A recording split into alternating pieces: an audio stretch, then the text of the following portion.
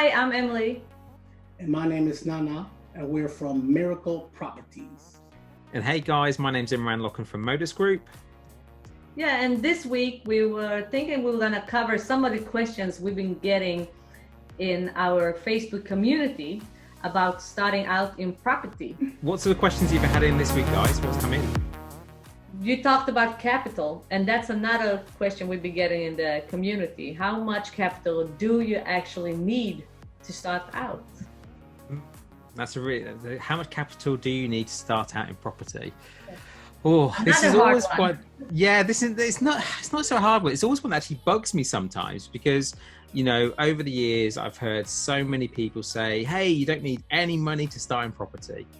And personally, you still need some money. Would you guys agree? Yeah.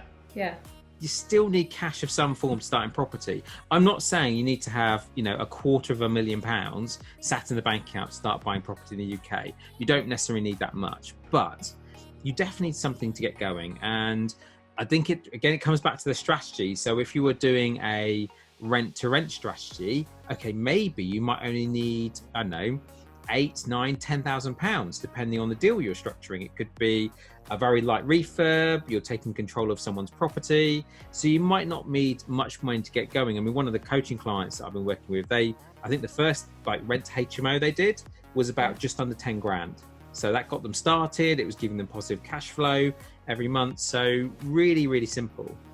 But if you're buying, say, a buy to let, you know, or HMO, then you're going to need more capital to get going. You know, and I think realistically, at least if you're doing a buy to let, if you're buying it with a mortgage or you're putting a deposit in, at least sort of 50k would be a really, really good starting point. If you're buying in the north of the UK, not in London or Oxford, okay, you won't be getting much around here for that sort of money. But if you can leverage it, a garage or a car parking space, maybe, you know, even a garage would be tough, buddy. In Oxford, a garage would still be tough around here. So maybe a small piece of land like this, you know, land is expensive around here. So yeah, I think if you had sort of 50 as a starting pot, you could get started on your journey, but it would be a small buy to let to begin with. I always say to people, my sweet spot is at least sort of 100k.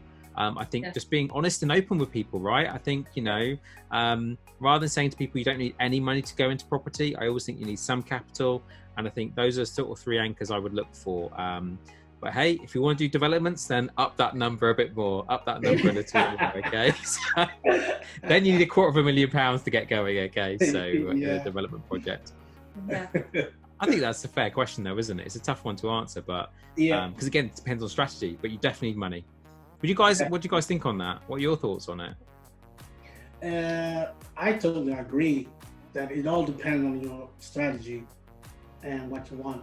I mean, you can go and buy cheap houses in northeast of England, like in County Durham for 20, 25, but then you have the headache of the tenants. What type of tenants are you getting?